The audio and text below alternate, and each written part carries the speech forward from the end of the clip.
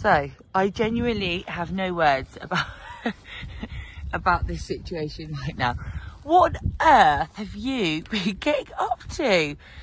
Oh goodness, honestly. These lot are completely... Oh, what have you... There you go. A little bit down. Hey, Maggie. Oh, and I put it on you. Okay. What have you been up to? You've got to stuck your head in the hedges.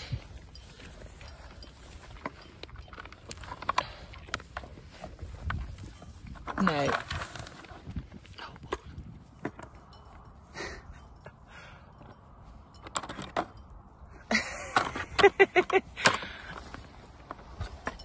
It's about 3:30 and we are dealing with sheep.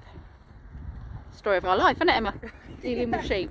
And yet again, everything sheep related has changed. We will wait till we're in a nice warm stable and tell you all about it. Won't we, Emma? Well, you can, because you're the one that's had the conversation. Yeah. Balls.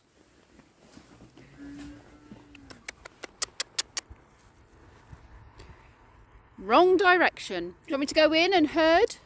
Yeah, I think this is, yeah, you're probably safer doing it than I am. Just due to safety. Hello.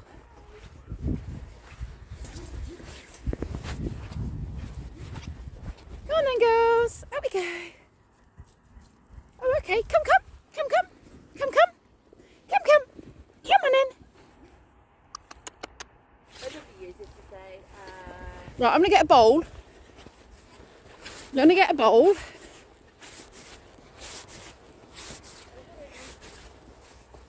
Come on in.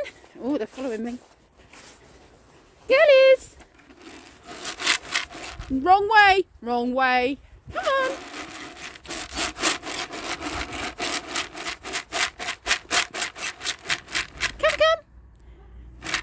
Come on then.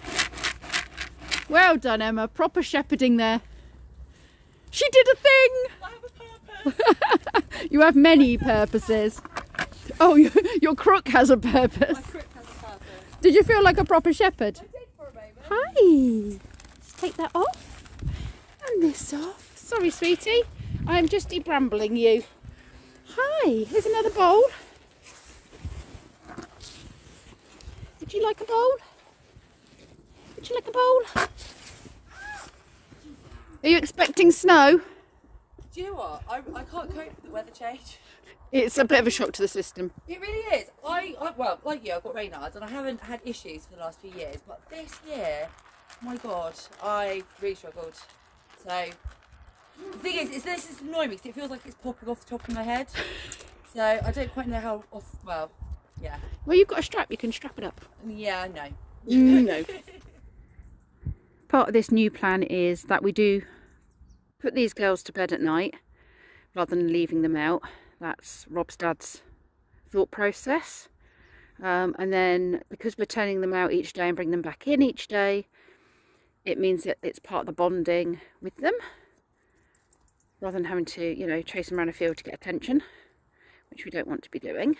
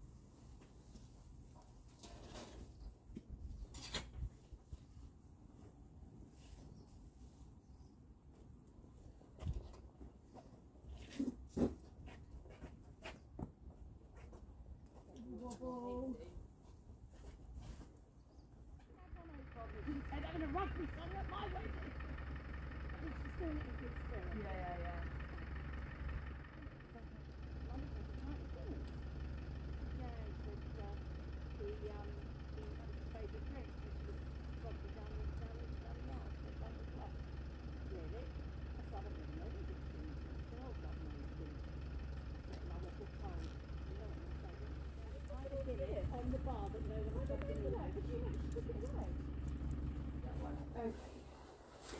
we're doing injections. This is not something we're overly comfortable with. Hi, gorgeous. Oh, it's all a learning curve in this new crazy world of sheep. Right, I've got. Good girl. Let's find some skin to start with. Yes. Oh, I know the patch that they're talking about. Okay. Need more light.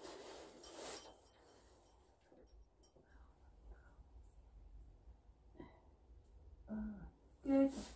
She's like, why? Oh, I know, I'm sorry. Just doesn't seem like there's nothing to you. There you go, gorgeous. Whoa. Okay. I'm sorry, baby girl. That's one. Oh, I've got to do the next one. So right, do you remember? Straight in the bum, isn't it? It is. It's in the. Did you see where she showed it to us? No, I last was time? holding the head end. I didn't get a good look because I was holding the head for her. Right, so it was this side last time. We need to. I know. It's making sure it gets the muscle above the leg. Okay, so where is the muscle? Okay, this is the injection. Oh God. Straight into the bum. Oh, this has come off. Hold on. That's what I did earlier. It feels like it should be that. That feels like muscular, doesn't it? Where's the leg? That's the leg. Yeah. Okay. Ready. Right. Hold on. Oh, I've got to find a bit of skin. Okay. It says straight in. It's not under the skin. How far in do I go? Just the length of the needle, I think. Really? The whole needle? As much of it as you can. Oh God, I'm sorry. Oh my God, I think I hit bone. I'm sorry. Oh, done. Good girl. Oh, that went in quicker than I thought it would. And I definitely hit the bone.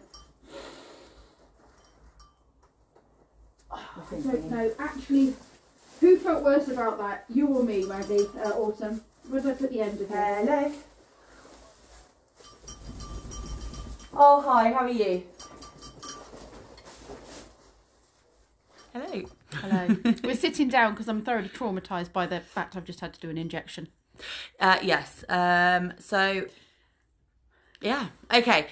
What is the latest on the ever-changing saga that is Valet Black-Nose Sheep? So I was in contact with the breeder last night and had basically just explained where we were with everything, and she'd asked me if she could come over this morning to see us and to see her and everything. So of course I said yes, and we met up this morning, and it was actually really interesting and very useful chat. I think obviously, yes, there are some liver stuff, but that's completely irrelevant to the actual problem that Maggie's got with her foot. So that's a completely different situation. So that's being dealt with accordingly by them. And obviously, you know what we're doing with the girls here. In terms of the actual foot, I think there's a little bit of... I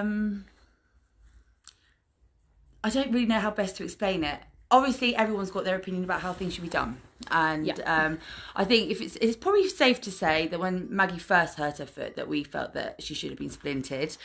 She wasn't. And as a result... We were told she couldn't be. We were told she couldn't be. And because of the positioning on the foot, obviously you take that as that, you know, although it didn't sit particularly comfortable with us, and it didn't sit particularly comfortable with the shepherd or Rob or anyone. But obviously that was the advice we got given, so we did it. And then we splinted because in the end the shepherd decided that actually we got nothing to lose. Yeah, because she wasn't getting better. Yeah, exactly. And then we had the vet come out, who then did another splint on her foot that she then ended up having for about 5 days, which was the last one. So there was obviously reference to selenium. And they weren't as a deficiency, so they weren't sure if that was connected in any way because of limb weakness and things like that. But actually, now having looked into that more, a lot of it makes sense. She was a bottle-fed lamb, so there was some higher. Well, that's why she was more deficient in selenium than what Autumn was. Also, in all fairness, something that never really occurred to anyone at the time was the harvest, summer that we've had and the drought. Everything was dead. Hottest summer ever on record. And no grass, and actually selenium deficiency is seeming to be quite prevalent generally anyway, because there's no grass. Well, there was no grass. So that kind of made sense with that side of things. And if I'm honest, it was really good to have the chat with the breeder, and I genuinely, my faith was restored slightly. I think the bottom line is with what's going on now, it's nothing to do with them. It's nothing to do with them. It's an injury that potentially hasn't been managed properly. We use the farm vet because the farm vet is the farm vet. But I think she uses a different vet, doesn't she? Yeah, she does. She uses it is a farm vet, but they also do pets and livestock. And they specialise in this breed. Well, the person that she uses specifically, who's actually now private, but under the same kind of branch, specialises in valets and has basically done all of her flock right from day dot. And so he is going to come and see us first thing tomorrow morning and also give his opinion on Maggie's leg before you make any decisions. We'd kind of come to a decision last night, hadn't we, that we were going to call it a day and let her go peacefully because she was very unhappy, and the foot has swollen up and she wasn't coming to us and she wasn't eating. But Rob talked us out of that, didn't he, last night? Yeah, Rob was under the belief, well, he felt quite strongly that actually the swelling that she had in her foot was as a result of her leg being strapped too tight. Because we've never had any issues with swelling with that foot at all. And so he said you need to give it at least 48 hours to see if that swelling goes down. And also just give her a chance. Give her a chance. And so after lots of tears that we've just had, because we've made the decision and called the vet and said we've decided to call it a day, it's not fair on her, we're now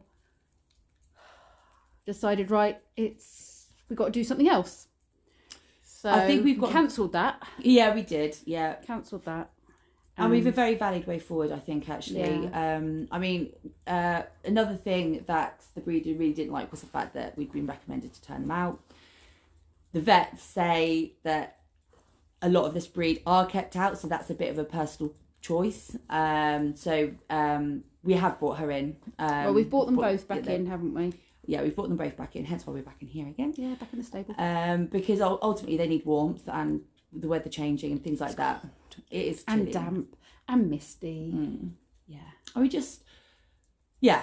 So anyway, her specialised vet is coming out, and we're going to have a chat with him and just see if he thinks there is anything that can be done. Because obviously we do know that these types of injuries can take a while. And we have been told it could be a couple of months before we really get a really good idea. And if she's on box rest anyway, if they're in here anyway because it's too wet and cold out there for this breed, then actually if she's eating and she's comfortable and not in any pain, no, then she's not missing out being out on the field, is she? No, because she couldn't be out there anyway. No. So. And we ran through all the food, we ran through all the diet, and the breeder gave her opinions on things. And actually, to be fair, it didn't differ. I mean, in all fairness... For what we've been doing, isn't it? No different from what we were doing. And actually, to be fair, she did explain that the only reason why they never put theirs on the cow nuts is they couldn't get them to eat them. Sheep nuts. Sheep nuts, sorry. Sheep nuts. No cow food. No cow food, no. It was because she could get them to eat them, which is the only reason why. And she also explained as well that, you know, as a breed, they actually aren't fully grown until they're 2. So they tend to carry a bit of a lighter weight because they're not meat animals. Because obviously we've been worried because we've been told they're quite skinny. Yeah, so we obviously... So she's checked them, hasn't she, and said, no, this is quite normal for the age. This is normal for the age. Autumn...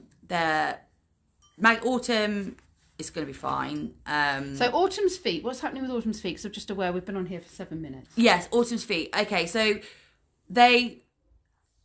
it would seem that there has been a cut in the back of Autumn's foot, and whether it's something that was, and I'm not pointing fingers at all because there's a lot, we don't really know. There was definitely a little bit of scald. She's walking better. But actually the breeder had a proper look at her foot earlier and said that there actually does seem to be a little bit of a cut on the inside of her foot, which But she's being treated for scald, isn't she? So she's got blue spray everywhere.